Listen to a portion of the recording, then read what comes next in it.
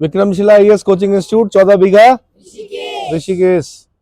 Indian constitution कर रहे थे हम, भारत का संविधान। ठीक है, कॉन्स्टिट्यूशन का पार्ट 5, कॉन्स्टिट्यूशन का पार्ट 5 द यूनियन, आर्टिकल 52 से 151 तक। ठीक है, कल हमने जो किए थे आर्टिकल, हम बेयर एक्ट कर रहे हैं, बेयर एक्ट से पहले मैं करा रहा हूं, उसके बाद मैं बुक से कराऊंगा। आज हम आर्टिकल 84 पे हैं। तो आर्टिकल 84 क्या बोलता है? संसद की सदस्यता के लिए अर्हताएं, यानी qualification for the membership of parliament. ठीक है, तो संसद की सदस्यता के लिए अर्हताएं में बोला गया कि कोई व्यक्ति संसद के किसी सदन को भरने के लिए या चुने जाने के लिए अर्हित तभी होगा, यानी क्वालिफाई तभी होगा जब वो भारत का नागरिक हो। क्या हो? अगर माना कभी आपसे क्वेश्चन पूछ लिया कि संसद सदस्य बनने के लिए जो क्वालिफिकेशन है वो कहां पर दी गई है, तो आपने बोलना 84 में दी गई है। कहां पर दी गई है? 84 में दी गई है। और अगर डिस्क्वालिफिकेशन पूछता है तो तब क्या बोलेंगे आप? डिस्क्वालिफिकेशन अगर पूछेगा, कौन सा आर्टिकल बताएंगे? आर्टिकल 102। क्या बताएंगे? 102। तो क्या करना कि आर्टिकल 84 को, आर्टिकल 102 को और आर्टिकल 103 को, सदस्यों की निरर्थताओं से संबंधित प्रश्नों का विनिश्चय, यानी अगर कोई डिस्क्वालीफाई हो जाए तब क्या होगा, तो वो 103 में लिखा हुआ। ठीक है, 84 में लिखी हुई क्या? क्वालिफिकेशंस, संसद की सदस्यताओं के लिए अर्हता, यानी qualification for membership of parliament. दूसरा मैंने कहा 102 में लिखा हुआ डिस्क्वालिफिकेशन फॉर मेंबरशिप, यानी सदस्यों के लिए निर्हरताएं, सदस्यों के लिए निर्हरताएं। और जब कोई सदस्य निर्हित हो जाता है यानी डिस्क्वालीफाई हो जाता है तो उससे संबंधित प्रश्नों का विनिश्चय, यानी decision on question as to the disqualification of the members of parliament, तो तब वो 103 में पढ़ना। हमने पहले 84 पढ़ लेते हैं। 84 में लिखा हुआ कि संसद का सदस्य बनने के लिए क्या क्या होना चाहिए? भारत का नागरिक होना चाहिए। क्या होना चाहिए? भारत का नागरिक होना चाहिए। निर्वाचन आयोग द्वारा इस निमित्त प्राधिकृत किसी व्यक्ति के समक्ष तीसरी अनुसूची के इस प्रयोजन के लिए दिए गए प्रारूप के अनुसार शपथ लेता है या प्रतिज्ञा करता है। तो मैंने आपको कहा था जितने भी संसद सदस्य होते हैं उनकी जो शपथ है वो कौन सी अनुसूची में है? तीसरी अनुसूची में है। किसमें? थर्ड शेड्यूल जो है उसमें ओथ एंड अफर्मेशन है, यानी ओथ एंड अफर्मेशन यानी शपथ और प्रतिज्ञा के प्रारूप। कौन सी अनुसूची में? तीसरी अनुसूची में। तो इसमें बता रखा कि एक तो भारत का नागरिक होना चाहिए अगर सांसद बनना है। दूसरा, निर्वाचन आयोग ने जो बोल रखा है कि भाई इस व्यक्ति के समक्ष शपथ लेनी है, यानी जैसे जब प्रधानमंत्री हैं, प्रधानमंत्री को शपथ कौन दिलाते हैं? राष्ट्रपति दिलाते हैं। प्रधानमंत्री के साथ अन्य मंत्री जो होते हैं उनको शपथ कौन दिलाते हैं? राष्ट्रपति दिलाते हैं। ठीक है, तो अधिकतर राष्ट्रपति दिलाते हैं। तो मैंने कहा निर्वाचन आयोग द्वारा इस निमित्त प्राधिकृत किसी व्यक्ति, और प्राधिकृत व्यक्ति कौन है? राष्ट्रपति हैं। राष्ट्रपति नहीं होंगे तो कोई अन्य व्यक्ति। ठीक है, तीसरी अनुसूची मतलब थर्ड शेड्यूल में शपथ और प्रतिज्ञा के प्रारूप दे रखे हैं। तो सांसद क्या करेगा? पद और गोपनीयता की शपथ लेगा। क्या लेगा? पद और गोपनीयता की शपथ लेगा। ठीक है, प्रतिज्ञा करेगा और उस पर अपने हस्ताक्षर करेगा। क्या करेगा? ख में बोला हुआ 84 के कि वह राज्यसभा में स्थान के लिए कम से कम 30 साल, अगर वो राज्यसभा का मेंबर ऑफ राज्यसभा बनना चाहता है तो उसकी उम्र 30 साल की होनी चाहिए। और अगर वो लोकसभा में जाना चाहता है तो कम से कम 25 साल का होना चाहिए। यानी लोकसभा का मेंबर बनने के लिए 25 साल, राज्यसभा का मेंबर बनने के लिए 30 साल, है ना। बाकी इसमें नहीं, लेकिन मैं बता रहा हूँ अगर राष्ट्रपति और राज्यपाल बनना तो 35 साल। क्लियर हो गया? ठीक है। ऐसे ही विधानसभा में जाना तो 25 साल, विधान परिषद में जाना तो 30 साल। समझ में आ गया? वो यहाँ पर नहीं लिखा हुआ, यहाँ पर सिर्फ सांसदों के लिए लिखा हुआ कि राज्यसभा में 30 साल और लोकसभा में 25 साल का कम से कम होना चाहिए। उसके पास ऐसी अन्य अर्हताएं होनी चाहिए जो संसद द्वारा बनाई गई किसी विधि या उसके अधीन इस निमित्त विहित की जाती है। मतलब संसद ने अगर कोई विधि बना रखी, कोई लॉ बना रखा कि भाई ये क्वालिफिकेशंस भी होनी चाहिए। जैसे अब आप पढ़ते हैं कि भाई अगर कोई सांसद बनना चाहता है, इलेक्शन लड़ना चाहता है, तो सबसे पहले अपनी संपत्ति का ब्यौरा देगा, अपनी जो क्वालिफिकेशंस होंगी, शैक्षणिक योग्यताएं होंगी वो बताएगा। अगर उस पर कोई केस चल रहा है तो उसके बारे में बताएगा। ये पढ़ा है ना आपने? ठीक है, तो ये सब कुछ 84 में लिखा हुआ। किसमें? 84 में लिखा हुआ। 85 जो है संसद का सत्र, सत्रावसान और विघटन, बहुत इंपॉर्टेंट। क्या? सेशन ऑफ पार्लियामेंट, प्रोरोगेशन और डिसोल्यूशन। क्या क्या? 3 चीजें दे रखी हैं। देखो, सत्र, संसद का सत्र, सेशन बुलाना किसका अधिकार है? कौन बुलाएगा सेशन को? सत्र को कौन बुलाएगा, तो वो आर्टिकल 85 में लिखा हुआ। सत्रावसान कौन करेगा, वो भी आर्टिकल 85 में लिखा हुआ। विघटन कौन करेगा, वो भी किस में लिखा हुआ, 85 में लिखा हुआ। तो राष्ट्रपति, क्या राष्ट्रपति समय समय पर संसद के प्रत्येक सदन को ऐसे समय और ऐसे स्थान पर जो वह ठीक समझे अधिवेशन के लिए आहूत करेगा। यानी सत्र को बुलाने का जो अधिकार है वो किसका, राष्ट्रपति का। राष्ट्रपति क्या करेगा, सत्र आहूत करेगा। आहूत करेगा मतलब बोलेगा आइए सत्र शुरू कीजिए। जैसे बजट सत्र शुरू करना है, किसने बोला, राष्ट्रपति। जो महामहिम द्रौपदी मुर्मू है उन्होंने बोला कि सत्र क्या कीजिए, शुरू कीजिए। ठीक है, तो बजट सत्र अभी चल रहा था ना, जिसमें आपका क्या, इकोनॉमिक सर्वे यानी आर्थिक सर्वेक्षण, बजट प्रस्तुत किया गया, बहस होगी, जो भी होगा, रेल बजट, आम बजट, सब क्या कर दिया गया, प्रस्तुत किया गया। तो आर्टिकल 85 बोलता है राष्ट्रपति समय समय पर संसद के प्रत्येक सदन को, यानी लोकसभा को भी और राज्यसभा को भी ऐसे समय और ऐसे स्थान पर, ऐसे समय और ऐसे स्थान पर जो वह ठीक समझे अधिवेशन के लिए आहूत करेगा। किंतु एक सत्र की अंतिम बैठक और आगामी सत्र की प्रथम बैठक के लिए नियत तारीख के बीच 6 माह से अधिक का अंतर नहीं होना चाहिए। फिर यहां से क्वेश्चन पूछेगा कि दो सत्रों के बीच कम से कम मतलब कितना अंतर होता है, आंसर 6 महीने। कहां लिखा हुआ, 85 में लिखा हुआ। बार बार पूछना है आपने, कहां लिखा हुआ, 85, आर्टिकल 85 में लिखा हुआ। इतना समझ में आ गया। दूसरे में लिखा हुआ 85 के 2 में लिखा हुआ कि राष्ट्रपति समय समय पर सदनों के किसी सदन का सत्रावसान कर सकेगा। भाई जब बजट सत्र समाप्त हो जाएगा तो उसको बोलेंगे अवसान, यानी छुट्टी। अब सदन सत्र क्या है, छुट्टी है, अब अगले सत्र में मिलेंगे। तो सत्रावसान कौन करेगा, राष्ट्रपति करेगा। कौन करेगा, तो राष्ट्रपति समय पर सदनों का या किसी सदन का सत्रावसान कर सकेगा, लोकसभा का विघटन कर सकेगा। क्या कर सकेगा, अगर प्रधानमंत्री राष्ट्रपति को यह बोलते हैं कि लोकसभा को विघटित कर दीजिए, तो लोकसभा का विघटन भी कौन करता है, राष्ट्रपति करता है। राज्यसभा का कभी विघटन नहीं होता है, क्योंकि आपने आर्टिकल 83 जब पढ़ा तो आर्टिकल 83 की पहली लाइन ही यही है कि राज्यसभा का विघटन नहीं होगा। अगर आपसे पूछेगा कि राज्यसभा का विघटन नहीं होगा तो आपने बोलना 83। और आपसे अगर पूछेगा कि राष्ट्रपति लोकसभा को विघटित कर सकता है, ये कहाँ लिखा हुआ, तो आर्टिकल 85 में लिखा हुआ। इतना समझ में आ गया, ठीक है। तो 85 में और क्या लिखा हुआ है, लगभग इतना।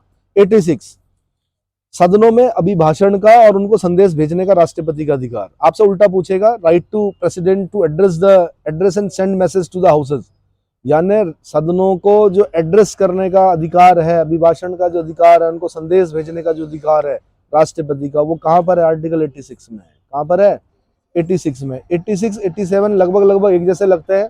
87 में भी अभिभाषण है, लेकिन विशेष अभिभाषण है। क्या है, विशेष अभिभाषण बोलते हैं, special address by the president. तो पहले 86 को समझ लीजिए, सदनों में अभिभाषण का और उनको संदेश भेजने का राष्ट्रपति का अधिकार। राष्ट्रपति संसद के किसी एक सदन में या एक साथ समवेत दोनों सदनों में अभिभाषण कर सकेगा और इस प्रयोजन के लिए सदस्यों की उपस्थिति की अपेक्षा कर सकेगा। यानी राष्ट्रपति किसी एक सदन को या दोनों सदनों को एक साथ बिठाकर क्या कर सकता है, अभिभाषण कर सकता है। और वो चाहता है कि जब अभिभाषण करूंगा तो सभी लोग क्या होंगे, उपस्थित होंगे। सदस्य जो होंगे वो क्या होंगे, उपस्थित होंगे। आर्टिकल 86 बोलता है, ठीक है। राष्ट्रपति संसद में उस समय लंबित किसी विधेयक के संबंध में संदेश या कोई अन्य संदेश संसद के किसी सदन को भेज सकेगा, और जिस सदन में कोई संदेश इस प्रकार भेजा गया है वह सदन उस संदेश द्वारा विचार करने के लिए अपेक्षित विषय पर सुविधानुसार शीघ्रता से विचार करेगा। यानी अगर कोई लंबित है विधेयक, बिल, विधेयक बोलते हैं किसको, बिल। जब इंट्रोड्यूस होता है उस समय बिल बोलते हैं। विधेयक पास हो गया, अभी भी बिल है। लोकसभा ने पास कर दिया, बिल है। राज्यसभा ने पास कर दिया, बिल है। राष्ट्रपति के साइन के बाद वो एक्ट बनता है। क्या बनता है, राष्ट्रपति के बाद साइन के बाद सिग्नेचर जब करेगा राष्ट्रपति तब एक्ट बनेगा। तो अगर कोई विधेयक लंबित है किसी सदन में, संसद के किसी सदन में, तो क्या करेगा राष्ट्रपति, क्या कर सकता है, संदेश भेज सकता है, बोल सकता है इस पर विचार कीजिए, इस विधेयक पर क्या कीजिए, विचार कीजिए। और उस संदेश के द्वारा क्या किया जाता है, जो संसद होती है वो उस पर विचार करती है। इतना क्लियर हो गया, ठीक है। उसका आर्टिकल 87 है राष्ट्रपति का विशेष अभिभाषण, राष्ट्रपति का special address by the president. इसमें लिखा गया कि राष्ट्रपति लोकसभा के प्रत्येक साधारण निर्वाचन के पश्चात, अब जैसे आप देखेंगे अब लोकसभा के इलेक्शन होने वाले हैं, लोकसभा के बाद सरकार गठित होगी, जो भी सरकार, नई सरकार गठित होगी, उसका जब पहला सत्र बैठेगा तो पहले दिन राष्ट्रपति का अभिभाषण होता है। क्या होता है, तो लोकसभा के प्रत्येक साधारण निर्वाचन के पश्चात प्रथम सत्र के आरंभ में और प्रत्येक वर्ष के प्रथम सत्र के आरंभ में, जैसे बजट सत्र शुरू हुआ था उससे पहले राष्ट्रपति का अभिभाषण होता है हर साल। 5 साल तक ये प्रक्रिया चलती रहती है। तो जैसे अब एक नई सरकार गठित होगी, जो भी सरकार आएगी, है ना, तो पहला सत्र जब बैठेगा तो उस सत्र में क्या करता है, राष्ट्रपति अभिभाषण करता है। ठीक है, तो राष्ट्रपति लोकसभा के प्रत्येक साधारण निर्वाचन के पश्चात प्रथम सत्र के आरंभ में और प्रत्येक वर्ष के प्रथम सत्र के आरंभ में एक साथ समवेत मतलब एक साथ इकट्ठे संसद के दोनों सदनों में अभिभाषण करेगा। क्या करेगा? और संसद को उसके आह्वान के कारण बताएगा। क्या करेगा? अच्छा, अब जो ये अभिभाषण होता है, एक बार क्वेश्चन पूछा कौन लिखता है, तो मंत्रिमंडल लिखता है। कौन लिखता है? मंत्रिपरिषद लिखती है, मंत्रिमंडल लिखता है। मंत्रिमंडल मतलब कैबिनेट मिनिस्टर्स, और मंत्रिपरिषद मतलब कैबिनेट मिनिस्टर्स, राज्य मंत्री, उप मंत्री। समझ में आया? और जो राष्ट्रपति अभिभाषण करता है, इसमें बोला कि संसद को उसके आह्वान के कारण बताएगा। क्या करेगा? कि भाई संसद क्यों बिठाई जा रही है, उसके आह्वान। तो जो सरकार की नीतियां होंगी ना, जो पॉलिसीज होती हैं, उनको बताता है राष्ट्रपति। क्या करता है? ऐसा नहीं कि अपने आप अपने घर में अपने राष्ट्रपति भवन में तैयार करके लिख के ला रहा है। मंत्रिपरिषद मंत्रिमंडल ने तैयार किया, राष्ट्रपति को दिया, राष्ट्रपति ने उसको पढ़ा, उसका धन्यवाद प्रस्ताव भी करना पड़ता है। क्या करना पड़ता है? धन्यवाद देना पड़ता है राष्ट्रपति को। इतना समझ में आया? प्रत्येक सदन की प्रक्रिया का विनियमन करने वाले नियमों द्वारा ऐसे अभिभाषण में निर्दिष्ट विषयों की चर्चा के लिए समय नियत करने के लिए उपबंध किया जाएगा। आपने 87 में पहले ये याद कर लीजिए कि राष्ट्रपति का विशेष अभिभाषण, special address by the president, किसमें? आर्टिकल 87 में। किसमें? आर्टिकल 87 में है। उसके बाद 88 में सदनों के बारे में मंत्रियों और महान्यायवादी के अधिकार। मंत्रियों और महान्यायवादी के अधिकार कहां पर दिए गए हैं? 88 में दिए गए हैं। प्रत्येक मंत्री और भारत के महान्यायवादी यानी अटॉर्नी जनरल कौन है? आर वेंकट रमणी। ठीक है, महान्यायवादी का यह अधिकार होगा कि वह किसी भी सदन में, सदनों की किसी भी संयुक्त बैठक में और संसद की किसी समिति में जिसमें उसका नाम सदस्य के रूप में दिया गया है, बोले और उसके कार्यवाहियों में अन्यथा भाग ले, किंतु इस अनुच्छेद के आधार पर वह मत देने का अधिकार नहीं रखता है। इसका मतलब ये हुआ कि प्रत्येक मंत्री और महान्यायवादी, क्या प्रत्येक मंत्री और महान्यायवादी को यह अधिकार होगा कि वह किसी भी सदन में मतलब इधर इन लोकसभा और इन राज्यसभा, सदनों की किसी संयुक्त बैठक में और सदन की किसी समिति में जिसमें उनका नाम दिया गया हो, उसमें वो भाग ले सकते हैं, बैठ सकते हैं, बोल सकते हैं, लेकिन जो आपका महान्यायवादी है वो मत देने का हकदार नहीं होगा। जो वोटिंग होगी ना, जैसे जो वोटिंग होगी वो अपने सदन में होती है, महान्यायवादी लेकिन वोट नहीं कर सकता। महान्यायवादी बैठ सकता है, बोल सकता है, लेकिन वोट नहीं कर सकता। महान्यायवादी उस समिति में भी बैठ सकता है जिसमें उसका नाम दिया गया है कि इस समिति में महान्यायवादी को भी बैठना चाहिए। महान्यायवादी उस समिति में बैठेगा, बोलेगा, लेकिन मतदान नहीं कर सकता। आर्टिकल कौन बोलता है? 88 बोलता है। ऐसे ही मंत्रियों के बारे में बोला गया है कि प्रत्येक मंत्री और भारत का प्रत्येक मंत्री भी क्या कर सकता है? किसी भी सदन की बैठक में बैठ सकता है, किसी भी समिति में जिसमें उसका नाम दिया गया बैठ सकता है, बोल सकता है, भाग ले सकता है, मतदान नहीं कर सकते। अपने सदन में मतदान कर सकते हैं, अपने सदन की समिति। क्लियर हो गया? अच्छा, अभी थोड़ी देर पहले हमने 87 में पढ़ा कि राष्ट्रपति जब विशेष अभिभाषण करता है तो क्या करता है कि वो एक साथ समवेत संसद के दोनों सदनों में अभिभाषण करेगा। अब आप बोलोगे यार लोकसभा राज्यसभा एक साथ बैठ गए, ये 108 नहीं है। ये क्या नहीं है? आर्टिकल 108 बिल्कुल अलग पढ़ना है हमें। आर्टिकल 108 क्या होता है? जब लोकसभा किसी बात से सहमत है, राज्यसभा असहमत है, या राज्यसभा सहमत है, लोकसभा असहमत है, या लोकसभा सहमत है, राज्यसभा के पास वो बिल चला गया और 6 महीने से अधिक का टाइम हो गया है, तो क्या होता है कि दोनों सदनों को संयुक्त बैठक बुलाई जाती है। वो हमने 108 में पढ़ना है कि दोनों सदनों की संयुक्त बैठक किसमें है? 108 में है। अभी तक संसदीय इतिहास में केवल 3 बार बैठी है। कितनी बार? 3 बार। 108 का यूज 3 बार हुआ है। बाकी अभिभाषण में मैंने कहा एक साथ संवेद संसद के दोनों सदनों में अभिभाषण करेगा, इसको 108 न समझें, क्योंकि वो साधारण विधेयक के मामले में बुलाता है राष्ट्रपति 108 को। किसके मामले में? ये ध्यान रखना, साधारण विधेयक के मामले में, साधारण विधेयक पर बुलाता है। या जब हम वित्त विधेयक पढ़ेंगे तो वित्त विधेयक के एक पार्ट में पढ़ेंगे, सारे नहीं। एक दो तीन पार्ट होते हैं वित्त विधेयक में, 117 में पढ़ते हैं हम, किसी एक पार्ट पर 108 बुलाई जा सकती है, क्योंकि वो साधारण विधेयक की तरह होता है वो वित्त विधेयक। इतना समझ में आया? ठीक है। अगला बोल रखा है 89 में राज्यसभा का सभापति और उपसभापति। 89 में क्या है? राज्यसभा का यानी chairperson and deputy chairperson of council of states. Council of states बोलते हैं राज्यसभा को। किसको बोलते हैं? राज्यसभा को। भारत का उपराष्ट्रपति राज्यसभा का पदेन सभापति होगा। राज्यसभा पर जो सभापति है, चेयरपर्सन है, वो थोपा गया है। क्या किया गया है? इम्पोज किया गया कि उपराष्ट्रपति ही आपका क्या है? सभापति है। इस पर किस सदन के लोग अपने सभापति को मतलब ऐसे नहीं चुनते हैं? वैसे तो उपराष्ट्रपति के इलेक्शन में भाग लेते हैं वो, लेकिन मैंने कहा अलग से सभापति नहीं चुनते हैं, वही उपराष्ट्रपति ही उनका क्या है? उपसभापति है। कहाँ लिखा हुआ? 89 में लिखा हुआ। कहाँ लिखा हुआ? 89 में लिखा हुआ कि राज्यसभा उपराष्ट्रपति राज्यसभा का एक्स ऑफिशियो चेयरपर्सन होगा या पदेन सभापति होगा। इतना क्लियर हो गया। राज्यसभा यथाशक्य शीघ्र अपने किसी सदस्य को उपसभापति चुनेगी। हाँ, उपसभापति राज्यसभा चुनती है। उपसभापति क्या होती है? कौन चुनती है? राज्यसभा चुनती है। अब देखो यूपीएससी कैसे क्वेश्चन पूछती है। किस सदन के सभापति को दोनों सदनों द्वारा चुना जाता है? किस सदन के सभापति को दोनों सदनों द्वारा चुना जाता है? आंसर राज्यसभा। क्योंकि राज्यसभा का सभापति कौन होता है? उपराष्ट्रपति। और उपराष्ट्रपति के इलेक्शन में कौन भाग लेते हैं? लोकसभा के लोग भी भाग लेते हैं, राज्यसभा के लोग भी भाग लेते हैं। समझ में आया? तो इसका मतलब राज्यसभा का जो सभापति है वो दोनों सदनों द्वारा चुनकर उपराष्ट्रपति बनाया गया, और उपराष्ट्रपति एक्स ऑफिशियो चेयरपर्सन है किसका? राज्यसभा का। क्लियर हो गया? लेकिन जो उपसभापति है वो राज्यसभा चुन रही है खाली। क्लियर हो गया? उपसभापति का पद रिक्त होना, पद त्याग, पद से हटाया जाना। राज्यसभा के उपसभापति के रूप में पद धारण करने वाला सदस्य यदि राज्यसभा का सदस्य नहीं रहता है, क्या नहीं रहता है, तो अपना पद रिक्त कर देगा। किसी भी समय सभापति को संबोधित अपने हस्ताक्षर सहित लेख द्वारा अपना पद त्याग सकेगा।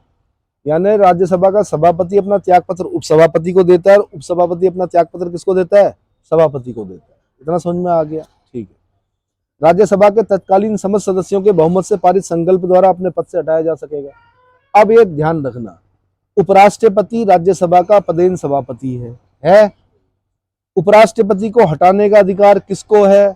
आंसर राज्यसभा क्या करेगी? अपने उपस्थित और मतदान द्वारा तत्कालीन समस्त सदस्यों के बहुमत से पारित संकल्प द्वारा उसको हटा सकती है, लेकिन लोकसभा भी सहमत होनी चाहिए। जब हम राष्ट्रपति पर इम्पीचमेंट महाभियोग की प्रक्रिया पढ़ रहे थे 61 में, तो हमने सबसे पहले पढ़ा था ईदर ऑफ द हाउस। किसी भी सदन में शुरू कर सकते हैं राष्ट्रपति को हटाने का क्या? प्रक्रिया। लेकिन यहां पर क्या होगा? उपराष्ट्रपति को हटाना है तो राज्यसभा क्या करेगी? अपने समस्त सदस्यों के बहुमत से पारित संकल्प द्वारा क्या करेगी? उसको हटाने का प्रस्ताव क्या करेगी? पारित करेगी। उसके बाद वो लोकसभा में जाएगा। लोकसभा अगर उसका अनुमोदन कर देगी तो उपराष्ट्रपति को क्या किया जा सकता है? हटाया जा सकता है। इतना समझ में आ गया? 14 दिन पहले सूचना देनी पड़ेगी, लेकिन उपराष्ट्रपति को भी। अगर राज्यसभा उपराष्ट्रपति को हटाने का संकल्प ला रही है तो 14 दिन पहले क्या करना पड़ेगा? बताना पड़ेगा उपराष्ट्रपति को कि राज्यसभा में हम 14 दिन बाद आपको हटाने के लिए क्या कर रहे हैं? क्या कर रहे हैं भाई? संकल्प पारित कर रहे हैं। इतना समझ में आ गया? ठीक है। बहुमत से पारित संकल्प। बहुमत का मतलब हो गया कि 50% + 1। यहां पर 2/3 बहुमत की जरूरत नहीं पड़ती है। यहां पर क्या? बहुमत। बहुमत मतलब 50% + 1 लोग अगर राज्यसभा के क्या हो जाते हैं? सहमत हो जाते हैं कि उपराष्ट्रपति को हटाना है तो हटाया जा सकता है, और लोकसभा सहमत होनी चाहिए। लेकिन लोकसभा उसका अनुमोदन करेगी। ओके ठीक है, आप हटाना चाह रहे हो, हम भी सहमत हैं, तब हटेगा उपराष्ट्रपति। क्लियर हो गया? अच्छा जी, सभापति के पद के कर्तव्यों का पालन करने में या सभापति के रूप में कार्य करने की उपसभापति या अन्य व्यक्ति की शक्ति है कहाँ पर है? 91। ये आप देखते होंगे राज्यसभा की जब कार्यवाही चलती है तो क्या होता है? कभी सभापति बैठते हैं, कभी उपसभापति बैठते हैं। लेकिन अगर सभापति नहीं है तो तब कौन संभालेगा? उपसभापति संभालेगा। कौन संभालेगा? तो मैं बता दूं कि जब सभापति का पद रिक्त है, यानी उपराष्ट्रपति का पद रिक्त है, या ऐसी अवधि में जब उपराष्ट्रपति राष्ट्रपति के रूप में कार्य कर रहा है, कभी कभी क्या होता है? राष्ट्रपति नहीं है, उपराष्ट्रपति राष्ट्रपति के रूप में कार्य कर रहा है, तो उपराष्ट्रपति का पद तब भी खाली है। तब क्या होगा? या उसके कृत्यों का निर्वहन कर रहा है, तब उपसभापति या उपसभापति का पद भी रिक्त है। क्या उपसभापति या यदि उपसभापति का पद भी रिक्त है, तब क्या होगा भाई, राज्यसभा का ऐसा सदस्य जिसको राष्ट्रपति इस प्रयोजन के लिए नियुक्त करे, उस पद के कर्तव्यों का पालन करेगा। मैंने कहा भाई राज्यसभा में ना तो सभापति है और ना ही उपसभापति है, तब कौन संभालेगा? तब एक ऐसा व्यक्ति जिसको राष्ट्रपति क्या करे, नियुक्त करे, वो इस पद के कर्तव्यों का पालन करेगा। कहाँ लिखा हुआ? 91। बार बार पूछना है, कहाँ लिखा हुआ? 91 में लिखा हुआ। कहाँ लिखा हुआ? राज्यसभा की किसी बैठक में सभापति की अनुपस्थिति में उपसभापति, या यदि वह भी अनुपस्थित है, यानी यदि उपसभापति भी अनुपस्थित है, तो ऐसा व्यक्ति जो राज्यसभा की प्रक्रिया के नियमों द्वारा अवधारित किया जाए, या ऐसा व्यक्ति उपस्थित नहीं है, यदि ऐसा व्यक्ति भी उपस्थित नहीं है, तो ऐसा अन्य व्यक्ति जो राज्यसभा द्वारा अवधारित किया जाए सभापति के रूप में कार्य करेगा। कभी कभी क्या होता है, सत्र चल रहा है, बैठक चल रही है राज्यसभा की, जो सभापति हैं वो भी मौजूद नहीं है, उपसभापति भी मौजूद नहीं है, क्या उपसभापति भी मौजूद नहीं है, तब पढ़ा जाता है राज्यसभा की प्रक्रिया के नियम। उसमें जो लिखा हुआ होगा, तब वो व्यक्ति, नियमों के हिसाब से जो व्यक्ति बैठ सकता है वो बैठेगा। अगर वो भी नहीं है, तब क्या करेगा, राज्यसभा द्वारा अवधारित किया गया कोई व्यक्ति सभापति के रूप में कार्य करेगा, यानी बैठक चलेगी। यानी क्या होगा, न सभापति है उपराष्ट्रपति, न उपसभापति है, न राज्यसभा की प्रक्रिया के नियम जो हैं उसके हिसाब से भी कोई नहीं है, फिट नहीं बैठ रहा है, तब कौन बैठेगा? तब ऐसा व्यक्ति जो राज्यसभा द्वारा अवधारित किया जाए। तब क्या बोलना है आपने? अवधारित किया जाए। ठीक है। आर्टिकल 92 बोलता है जब सभापति या उपसभापति को पद से हटाने का कोई संकल्प विचाराधीन है, तब उसका पीठासीन ना होना। पीठासीन ना होना मतलब चेयर पर नहीं बैठेगा वो। माना सभापति यानी उपराष्ट्रपति को हटाने का संकल्प चल रहा है, तब वो मेन चेयर पर नहीं बैठेगा, जो आगे चेयर होती है उस पर नहीं बैठेगा। ठीक है। या उपसभापति को हटाने का संकल्प चल रहा है, तो उपसभापति भी नहीं बैठ सकता चेयर पर। कहाँ? आगे जो चेयर होती है। ठीक है। तो क्या होगा भाई,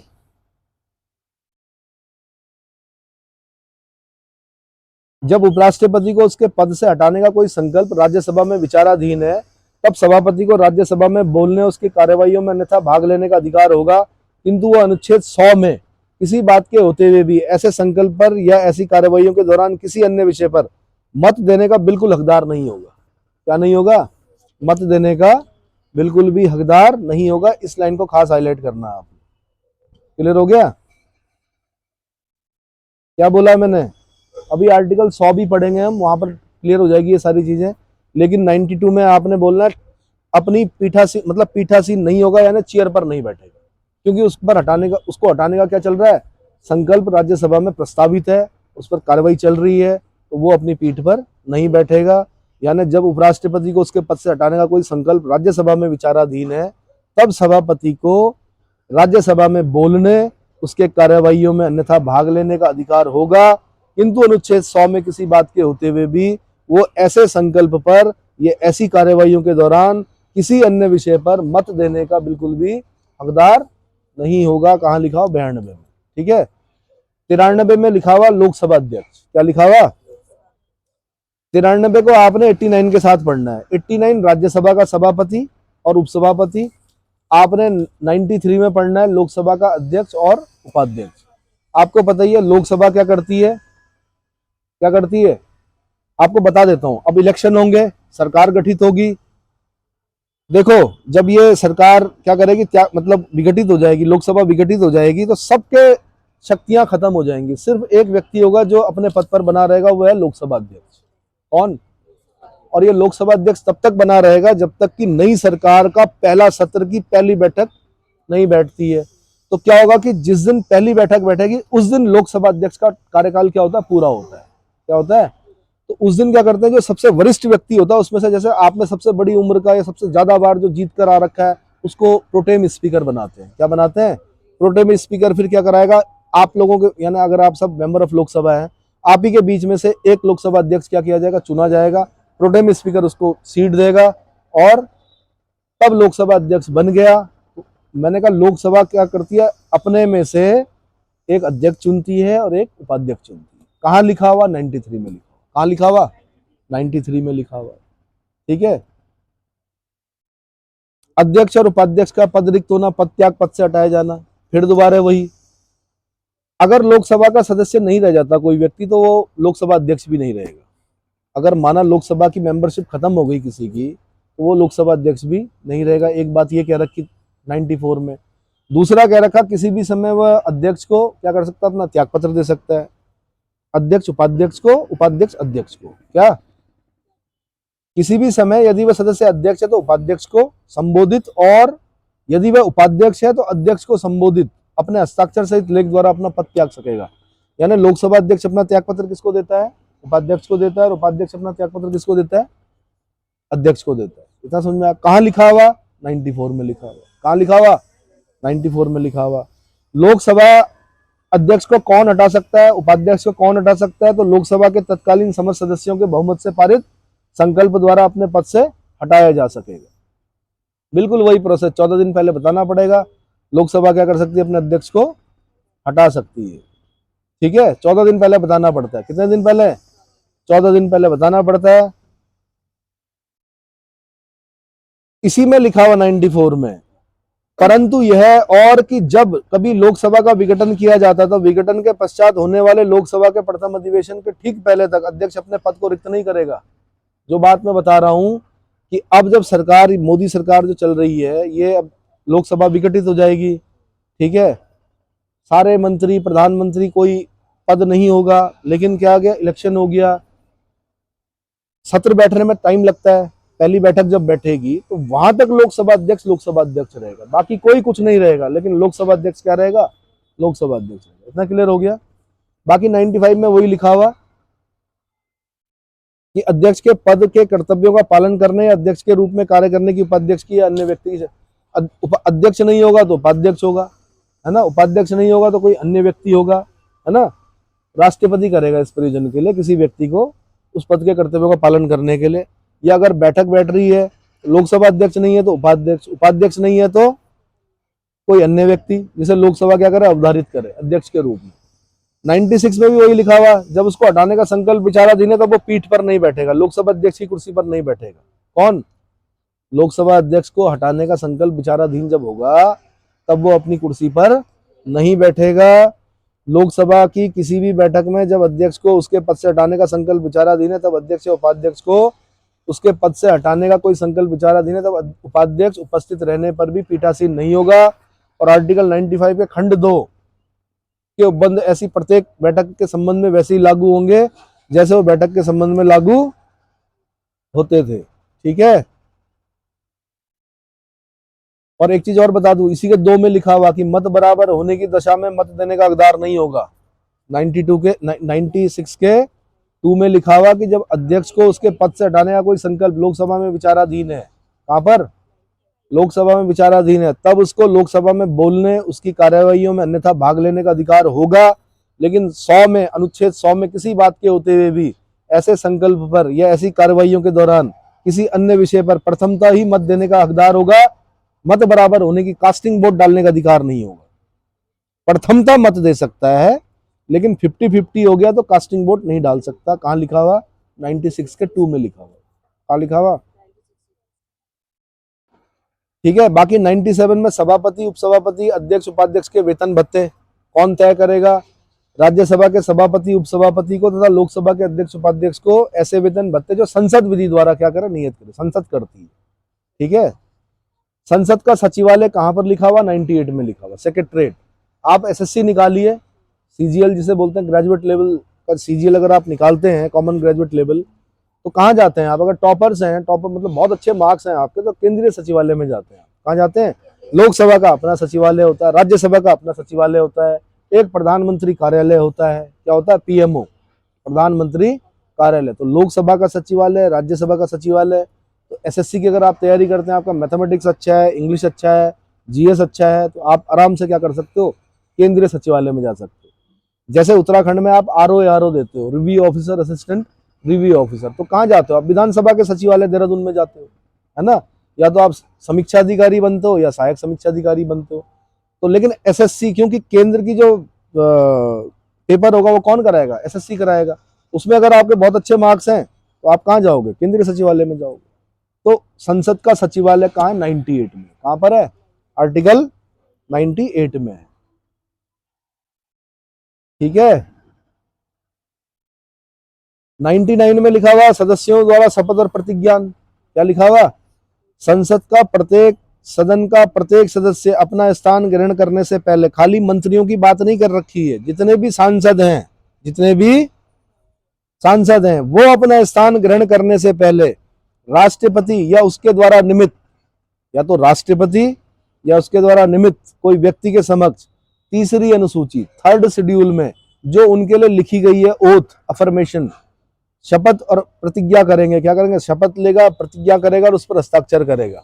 अगर बिना हस्ताक्षर के, बिना शपथ के, बिना कोई भी सांसद संसद में नहीं बैठ सकता। आर्टिकल 99 में लिखा हुआ। और अगर बैठता है तब क्या होगा? तब क्या होगा भाई? पेनल्टी पड़ती है। फिर क्या पड़ती है? पेनल्टी। शास्ति बोलते हैं पेनल्टी को। क्या बोलते हैं? शास्ति का हकदार होगा। अच्छा जी, फिर अगला क्या है कि सदनों में मतदान रिक्तियों के होते हुए भी सदनों की कार्यवाही कार्य करने की शक्ति और गणपूर्ति। गणपूर्ति याद करना, गणपूर्ति 1/10 होती है किसी भी सदन में। अगर गणपूर्ति मतलब कोरम, कम से कम कितने लोगों की बैठक, कितने लोग उपस्थित हों की बैठक शुरू की जाए, गणपूर्ति बोलते हैं उसको। इंग्लिश में कोरम बोलते हैं। कहाँ लिखा हुआ? 100 में लिखा हुआ। कहाँ लिखा हुआ? 100 में लिखा हुआ है आर्टिकल 100 में कि 1/10 क्या होना चाहिए भाई? कोरम होना चाहिए। क्या होना चाहिए? कोरम होना चाहिए। ठीक है। क्या लिखा हुआ बता देता हूं मैं, थोड़ा लंबा आर्टिकल है।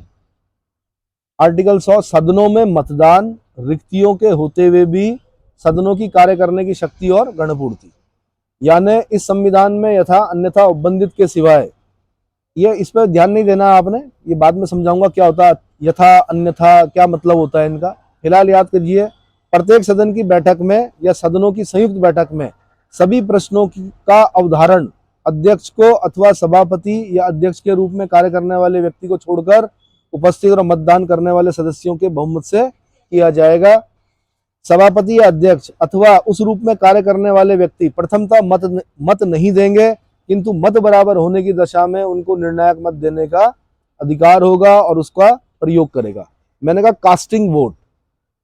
देखो, जो लोकसभा अध्यक्ष है ना, वो किसी पार्टी, मतलब भले ही किसी पार्टी का होता है, पहले जब सांसद बना वो किसी पार्टी का है, लेकिन जैसे ही उसको लोकसभा अध्यक्ष चुना गया, अब जब वो अपनी चेयर पर बैठ गया, अब वो किसी पार्टी का नहीं है। उसके लिए बीजेपी, कांग्रेस, सपा, बसपा, कम्युनिस्ट सब एक जैसे हैं।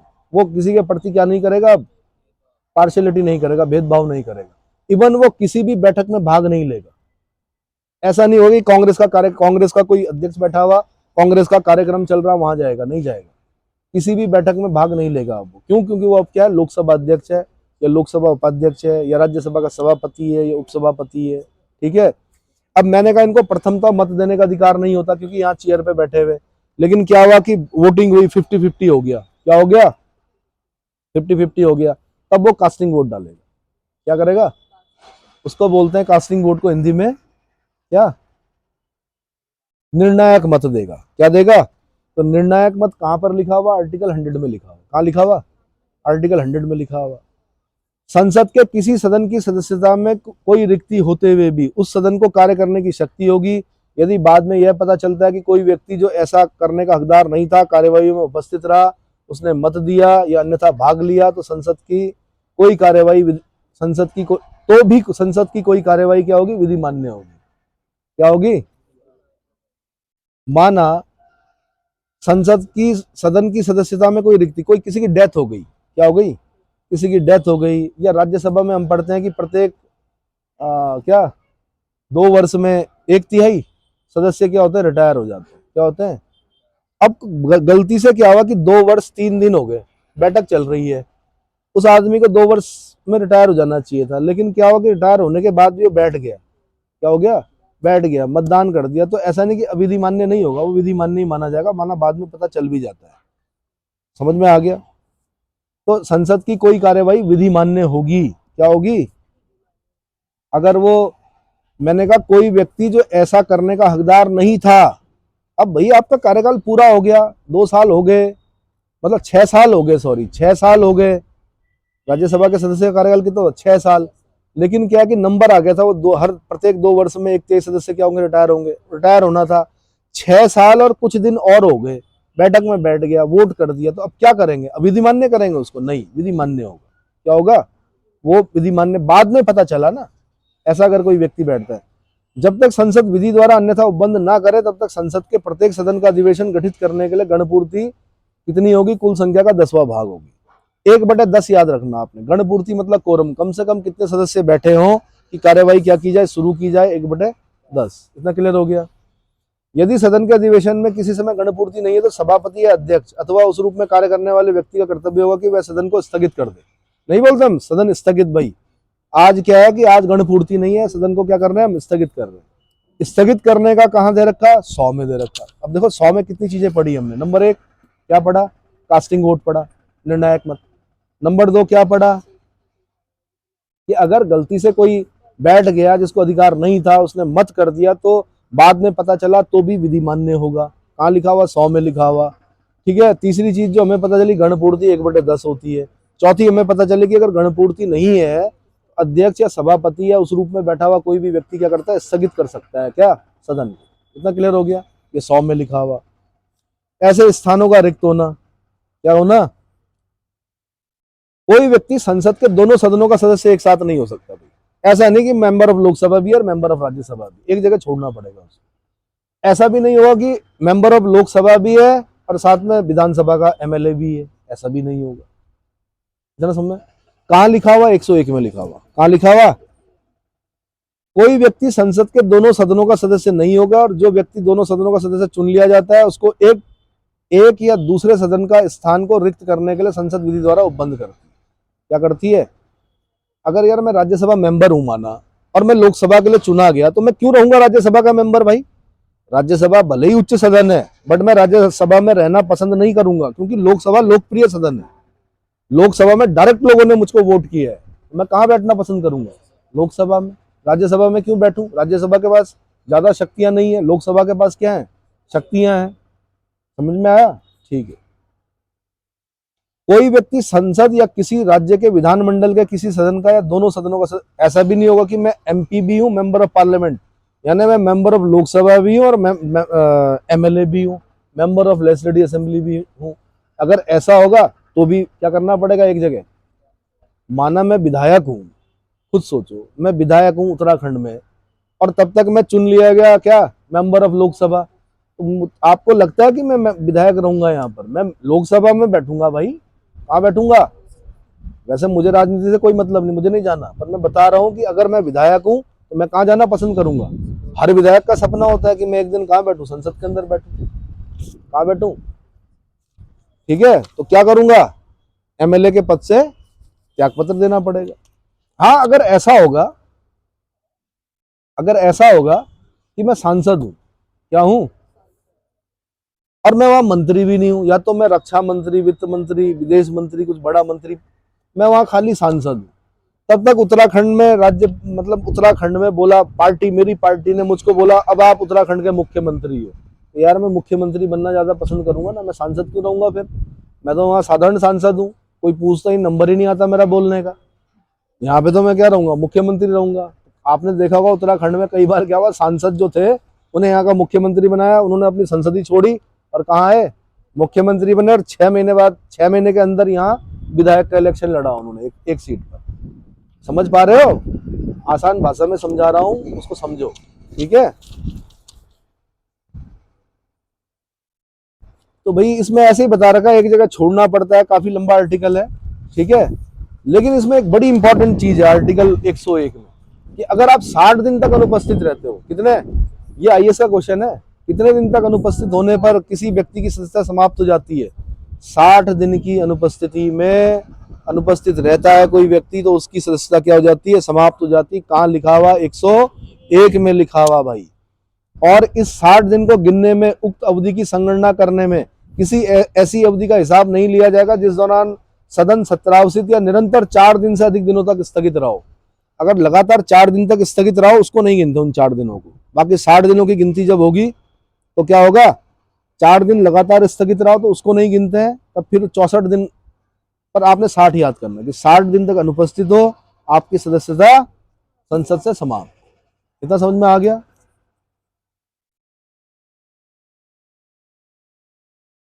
ठीक है। उसके बाद अगला जो आर्टिकल 102 है वो सदस्यों के लिए, सदस्यता के लिए निरर्हता, disqualification, disqualification for membership, disqualification for membership बड़ा ही इंपॉर्टेंट आर्टिकल है। मोटा मोटा बता देता हूं क्या बोलता है। कोई व्यक्ति संसद के किसी सदन का सदस्य चुने जाने के लिए और सदस्य होने के लिए डिस्क्वालीफाई होगा अगर नंबर एक पे याद करना है आपने, यदि वह भारत सरकार के या किसी राज्य की सरकार के अधीन ऐसे पद को छोड़कर जिसको धारण करने वाले का निर्णीत ना होना संसद ने विधि द्वारा घोषित किया है, कोई लाभ का पद धारण, सीधी सी बात है, खाली आप इतना याद कीजिए, कोई लाभ का पद धारण करता है। अगर कोई सांसद क्या करता है, लाभ का पद धारण कर लेता है तो वो डिस्क्वालीफाई हो जाएगा। क्या हो जाएगा? अगर वो विकृतचित हो गया है। कई देखे होंगे आपने विधानसभा की कार्यवाहियों में भी कई बार ऐसे घटिया हरकतें करते हैं, कुछ विकृतचित हो जाते हैं। क्या हो जाते हैं? तुम अगर मुझको न चाहो तो कोई बात नहीं, किसी और को चाहोगी तो मुश्किल होगी। यार ये संसद में बोलने वाली बातें हैं क्या? वो भी सोनिया गांधी जी को बोल रहे हैं, लालू प्रसाद यादव जी। हालांकि तब तक नहीं हुए थे, वो उनका तरीका था, मतलब ध्यान खींचने का एक तरीका था, पर मैं बोल रहा हूं कि लेकिन आपने यहां पर भी देखा होगा, कोई चूंडी मार रहा, कोई क्या कर रहा, कोई अजीब सी हरकतें कर रहा, कोई अजीब से इशारे कर रहा, विकृतचित ही है वो। अगर उन्हें विकृतचित घोषित करके तुरंत तत्काल प्रभाव से क्या कर देना चाहिए? अरे भाई हमने आपको चुनकर भेजा, आप सीरियस होइए। कहाँ विधानसभा के अंदर सीरियस होइए, आप लोकसभा के अंदर सीरियस होइए, सीरियसली हमारी बातों को रखिए। मजाक करना बाहर कीजिए, जब आपकी पार्टीज होती है वहां कीजिए मजाक, संसद के अंदर नहीं। गरिमा को बनाए रखिए। तो अगर कोई विकृतचित हो जाता है, सक्षम न्यायालय द्वारा ऐसी घोषणा कर दी जाती है कि विकृतचित हो गया है, तो उसको भी क्या कर देते हैं, उसकी सदस्यता भी समाप्त हो जाती है।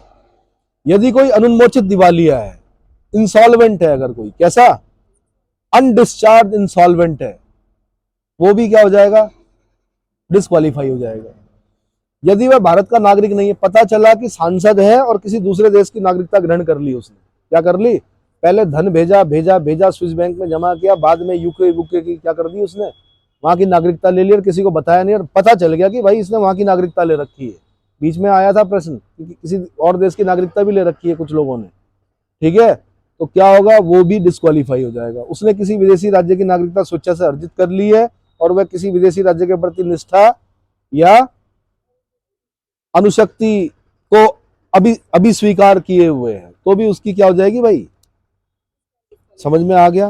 पांचवी बात कहता है आर्टिकल 102 में कि यदि संसद द्वारा बनाए गए किसी विधि द्वारा या उसके अधीन इस प्रकार डिस्क्वालीफाई कर दिया जाता है, तो भी संसद ने कोई विधि बना रखी है और उसके किसी क्लॉज में वो फिट बैठता है डिस्क्वालिफिकेशन के क्लॉज में, तो भी वो क्या हो जाएगा? डिस्क्वालीफाई हो जाएगा। क्लियर हो गया? दूसरी बात कहता है 102 में, 102 के 2 में कि कोई व्यक्ति संसद के किसी सदन का सदस्य होने के लिए डिस्क्वालीफाई होगा, निर्णित होगा, यदि वह 10वीं अनुसूची के अधीन इस प्रकार निर्णित हो जाता है। 10वीं अनुसूची क्या है? Anti defection. अगर दल बदल करता है और उस अनुसूची में जो नियम दे रखा है उसके हिसाब से फिट नहीं बैठता है, अजीब सा, मतलब दल बदल के भी तरीके होते हैं, एक समूह में दल बदल करना होता है, एक अकेला व्यक्ति दल बदल करता है तो डिस्क्वालीफाई हो जाता है। क्लियर हो गया? तो 2 में 102 के 2 में भी क्या क्या रखा है? ऐसी बात क्या रखी है।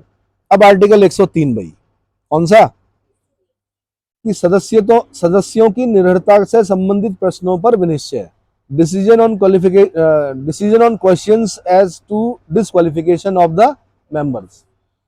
अब यदि यह प्रश्न उठता है कि संसद के किसी सदन का कोई सदस्य आर्टिकल 102 के खंड 1 में वर्णित किसी डिस्क्वालिफिकेशन से ग्रस्त है या नहीं, तो इसका निर्णय कौन करेगा? राष्ट्रपति करेगा। क्या करेगा? यहां पे ध्यान देना, मैंने बोला 102 खंड 1, क्या बोला मैंने? 102 खंड 1। इसका मतलब खंड 1 में जो 5 डिस्क्वालिफिकेशंस दे रखी हैं, सिर्फ उनकी वजह से डिस्क्वालीफाई हो रहा है कि नहीं है, इसका निर्णय राष्ट्रपति करेगा। क्या करेगा? राष्ट्रपति करेगा। राष्ट्रपति का जो विनिश्चय होगा वो अंतिम होगा। क्या होगा? मैंने 102 का 2 क्यों नहीं बोला? क्योंकि दल बदल के आधार पर अगर कोई सांसद डिस्क्वालीफाई है या नहीं, इसका निर्णय लोकसभा में लोकसभा अध्यक्ष और राज्यसभा में राज्यसभा का सभापति करता है। कौन करता है? यानी दल बदल के आधार पर अगर कोई डिस्क्वालीफाई होता है तो लोकसभा में लोकसभा अध्यक्ष और राज्यसभा में राज्यसभा का सभापति क्या करता है? निर्णय करता है। लेकिन मैंने कहा 102 के खंड 1 में, यानी जैसे मैंने आपको एग्जांपल दिए थे कि लाभ का पद, अनुन्मोचित दिवालिया, विकृत चित, दूसरे नंबर पर विकृत चित, तीसरे नंबर पे अनुन्मोचित दिवालिया इंसॉल्वेंट, चौथे नंबर पे मैंने कहा किसी दूसरे देश की नागरिकता ग्रहण कर ली, पांचवें नंबर पे मैंने कहा संसद ने कोई विधि बनाई, उस क्लॉज में कहीं पर फिट हो रहा है वो डिस्क्वालीफाई होने के लिए, उसका निर्णय राष्ट्रपति करेगा। क्लियर हो गया? ठीक है। पर ध्यान रखना, राष्ट्रपति जब भी ऐसा निर्णय करेगा तो निर्वाचन आयोग की राय लेगा। ये 2 में लिखा हुआ 103 के 2 में कि जब भी राष्ट्रपति ऐसा निर्णय करेगा तो सबसे पहले इलेक्शन कमीशन ऑफ इंडिया से क्या करेगा? राय लेगा। समझ में आ गया?